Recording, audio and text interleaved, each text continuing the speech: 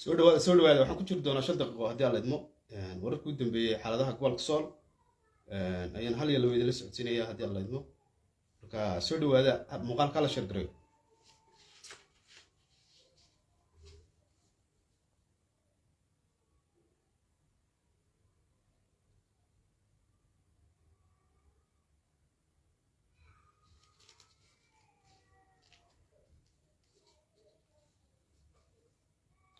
soo dhawaada in yar baan ku jiri doonaa haddii aan la idmo warkuna waxa ugu muhiimsan inta yare hordhaca ah wararka fadaha badan ma fiicna in la is update gareeyo baa fiican waxaan ka hadlaynaa xaaladda gobolka Sool iyo saaka xalay wixii ka dhacay wadaweydeen oo meesha xaaladdu ay marisay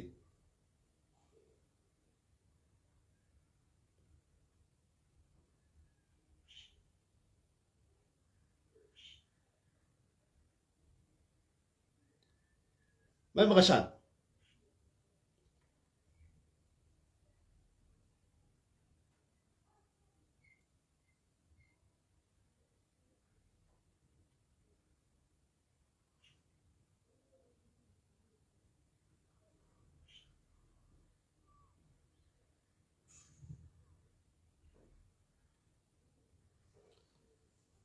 هذا مقشان waxa soo qortaa waa ku maqlaa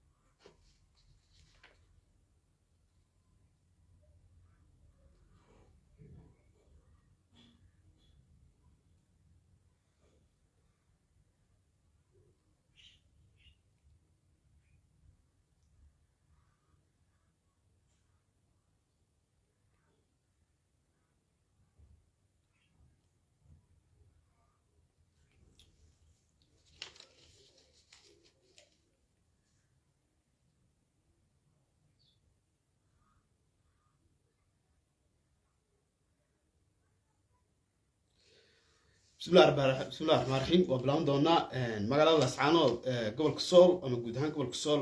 waxa uu noqday meel ah Warsaw markan leeyahay wuxuu noqday aag lagu dagaalamo oo ciidamadu ay ku dagaalamaan gabiga guud ahaan gobolka wuxuu ku sugan yahay xaalad ah Warsaw ku sugan yahay oo ah xaalad aag gabigiisba lagu dagaalamo lagu hurdamo oo dib weyn ay ka taagan tahay lambar 2 wuxuu noqday meel ah front line oo jiid buu noqday gobolka Sool iyo guud ahaan gobolka Sool magaalada Lascaanood waxay noqotay meel jiida bay noqotay oo ciidamadu ay ku hirdamaan iyo dadku hirdanka soo dhaxaya shacabka gobolka Sool iyo guud ahaan gobolada Sool Sanaagyacayn iyo ciidamada Soomaaliland oo deegaanka ku jooga si khasaba oo dadkana caburinaya oo dhibaato weyn ku haya marka magaalada Lascaanood iyo guud ahaan deegaanada u dhow waxay noqdeen meel lagu hirdamo oo front line oo jiida kacdoonka shacabka iyo ciidamada Soomaaliland galbeed ka yimi ayaa ku hirdamaya ciidamada tan inta ka imaado shalay guddi baa la saaray guddidii warkeed wada haysan garaadkii iyo guddidii wax isla qaateen xirnimo iyo midnimo iyada intaas kaga gudbinaa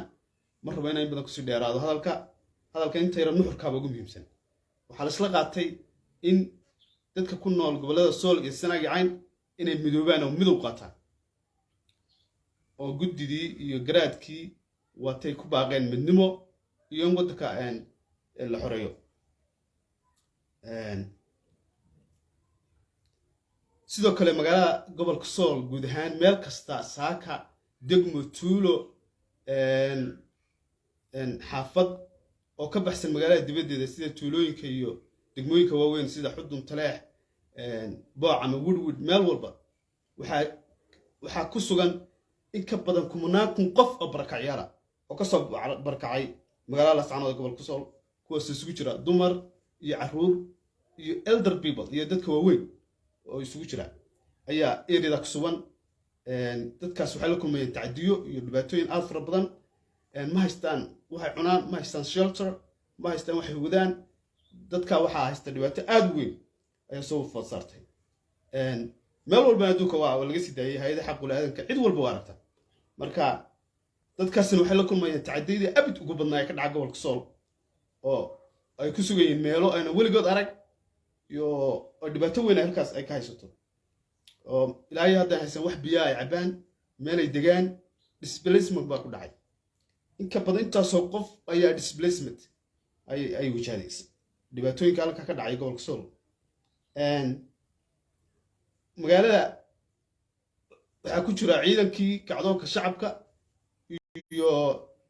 xoreyntii gobolka la soo sanagacayn ciidamadoodii. bannaankana waxaa jooga ciidamadii Somaliland galbeed ka yimi iyo kuwii ka soo jeeday beelaha deegaanka diga oo iyaguna halkaas ku gaashaan buusanaya. waxaana ku sugan yihiin gooja caddii eeridiisa magaalada ku gadaaman yihiin.